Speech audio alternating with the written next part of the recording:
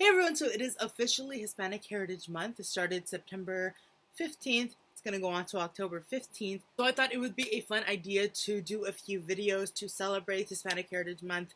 So what I'm going to do is once a week until the end of Hispanic Heritage Month, I'm going to upload a video talking about my top favorite or top recommendations for movies, books, and TV shows that have to do with Hispanic people, directors, actors, authors, whatnot. And then I'll save just like my favorites for the last week, for the last video. So today's video is going to be TV recommendations. I have 1, 2, 3, 4, 5, 6 that I thought of. There's probably more, but honestly, there's not too much Hispanic representation on television. There's really not. There's hardly any shows out there that have like a Hispanic person as the main character of the show.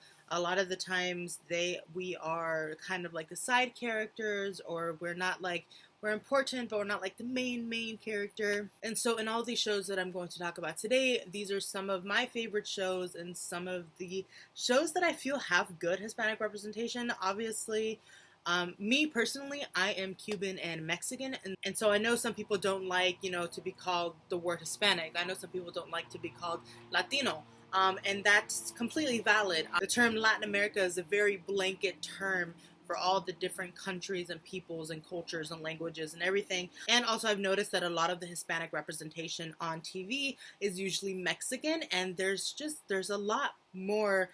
There's, Cuban like me. I was like choking. But yeah, there's so many different peoples from different countries within Latin America that are not represented. There's Peruvian people, Chilean people, Bolivian people, there's a lot of countries in Latin America, and like I said already, I know people.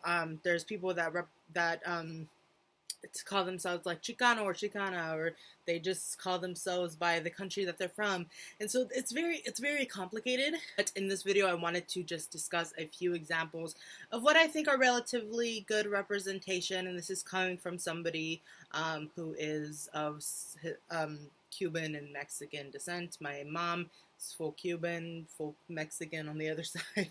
And some of these shows I've already talked about before. I did a whole video about like diversity and whatnot in television, and I want to do another one of those, but I need to watch more TV in order to do it.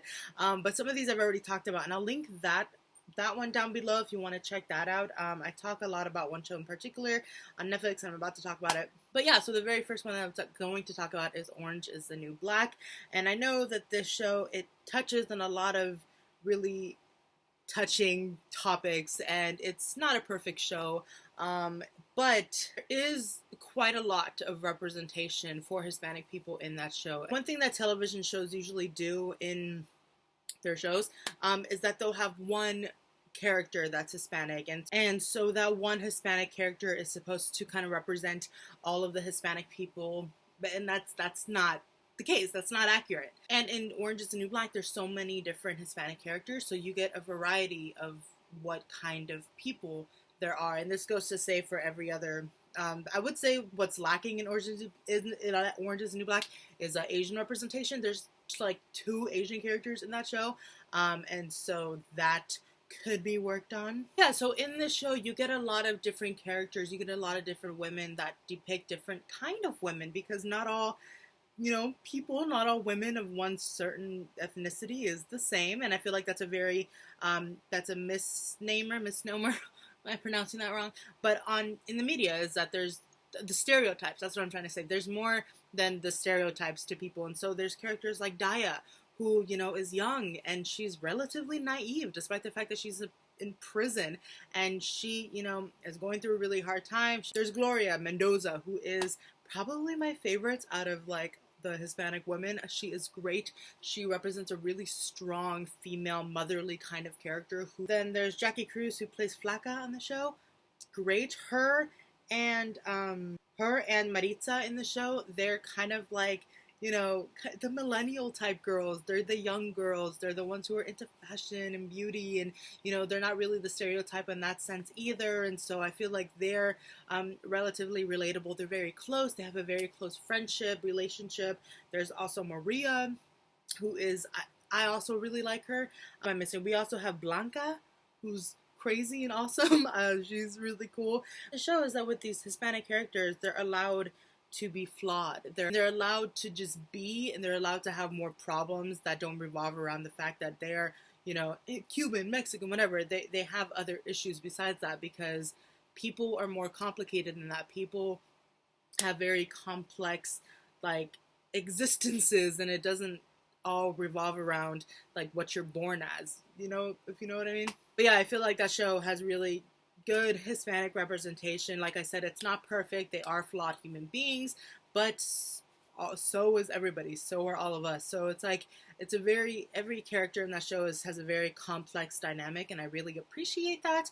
And I do think it's a good show, and it's one of the only shows out there that really focuses on women and women's issues and stuff like that. Like, but yeah, so that's one show. And then the next show that I'm going to talk about is called The Fosters, and this is a show that is on Freeform. And so I've talked about this before. So there's a couple, it's Lena and Steph, and they are the parents of a whole bunch of kids. There's Steph was married to somebody named Mike.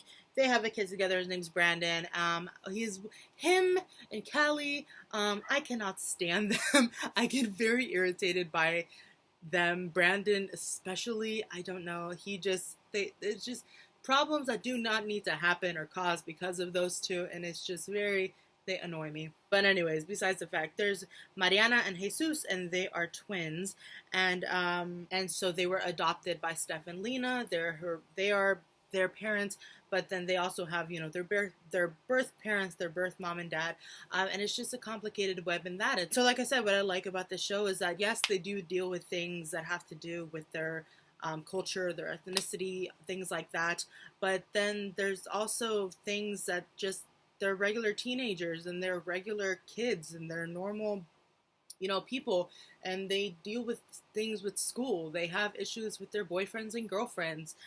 They have medical issues. They have things that happen to them that could happen to absolutely anybody. Yeah, not only them, but they are like the main characters. They are two of the kids.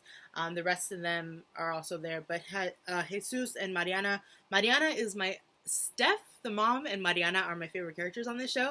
I really love them. I think Mariana she's a very complex character. She does do wrong things. She's not perfect, but she learns from her mistakes, and she tries to do her best to fix them and to, like, just do things better, and I really appreciate that. And then lately, in this latest season, she like joins some kind of derby team, and so there's a couple other Mexican characters who enter the show, and they are so strong. They are undocumented, and so they talk a lot about DACA in this, or they've talked about it, they've touched on the subject of DACA on the show, which I've also really appreciated because that's relevant to what's happening today, unfortunately. Alright, so the next show that I'm going to talk about, that I've talked about so much, it's called Sense8. And this show, they canceled it, but then the fans were so awesome, and I meant to do a video and then just didn't, but they're going to do a finale, and just, it's so dumb that they canceled it. It's on Netflix. There's currently 2 seasons up. There's going to be a finale, like 2-hour episode kind of thing next year sometime. But this show has some of the best, if not the best, diverse representation that I have ever seen on any show ever. There are 8 main characters, and when I say main characters, I really mean 8 main characters. There's not the one with several other like main characters. No, there's 8 main characters, and they each have their own story, and they interweb, and it's just really like fascinating. I love this show so much. Yeah, so just real quick, their son, Nomi, Kala, Riley, Wolfgang, Lito, Will, and was that the 8? But these characters come from all around the world. There's one woman's son. She's from South Korea. Nomi, she is a transgender woman from San Francisco in the United States. Kala, she is from India. Riley, she is from Iceland? Greenland. I think it's Iceland. Wolfgang, who is from Germany. Lito, who is from Mexico. Will Gorski, who is a cop in Chicago. And so Lito, he is a Mexican actor in the show, and it has, so like I said, there's the main characters, and then there's like their families, their friends, and then everything interwebs, and it's just crazy.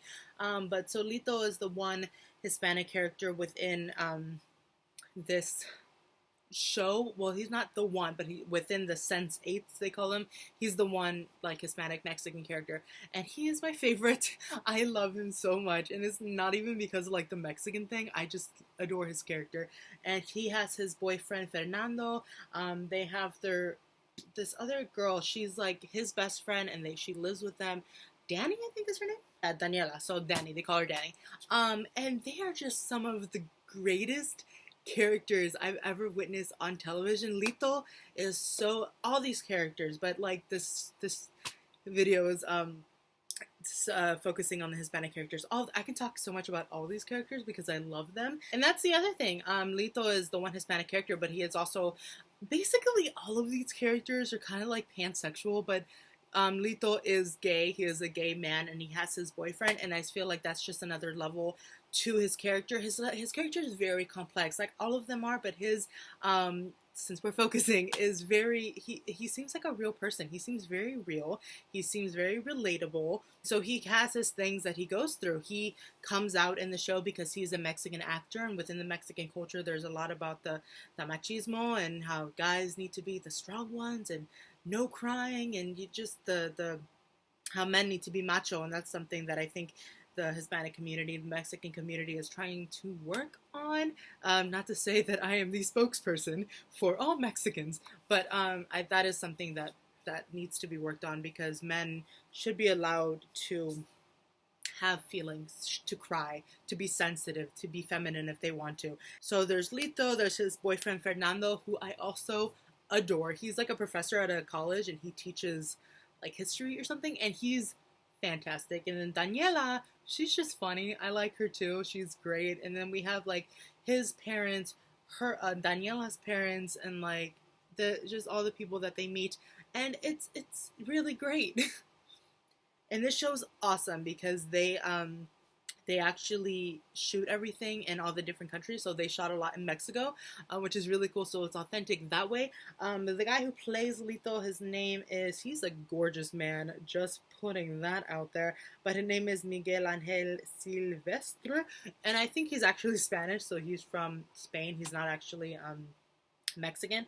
But his character is. Alright, so before I continue talking about that, because I can talk about Sense8 forever, the next one that I want to talk about is How to Get Away with Murder. So this show has my favorite actress of all time, Viola Davis. She retweeted me one time on Twitter, obviously, and I literally almost cried. I put that as my description because that was like the best moment ever.